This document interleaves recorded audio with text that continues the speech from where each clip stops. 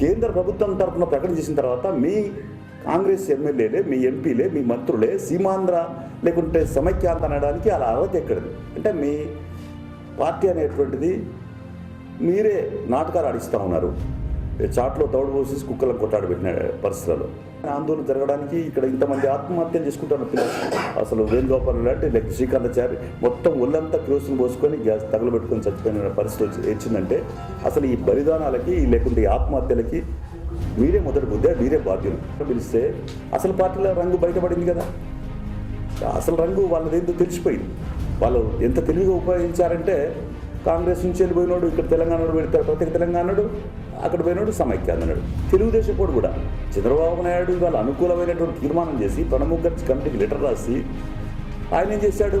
ఇప్పుడు మౌన ముద్రలో ఉన్నాడు. అటు సోనియా గాంధీ నోరిప్పదు, ఈ చంద్రబాబు నోరిప్పడు. అంటే వీళ్ళు వాళ్ళ ఈ తెలంగాణ ప్రజలతో లేకపోతే ఈ సమస్యకు ప్రధానమైనటువంటి కారకులని తెలుగుదేశం నుంచి కూడా పోయినాడు, ఇక్కడ పోయినాడు, ఇక్కడ అన్నారు, అక్కడ పోయినా అక్కడ అన్నారు. ఇక చిరంజీవి అయితే ప్లేట్ ఇచ్చాడు.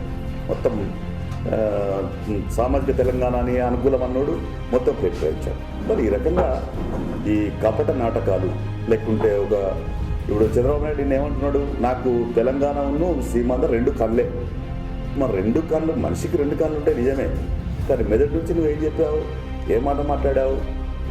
ఇవాళ ఇక్కడ వాళ్ళు ఇక్కడ చేయమని అక్కడ చేయమని ఉద్యమాలు నిర్మించమంటే ఇక్కడ ప్రజలు తెచ్చుకోవాలా? అసలు ఈ ఉద్యమాన్ని ప్రజలే నడుపుతూ ఉన్నారు.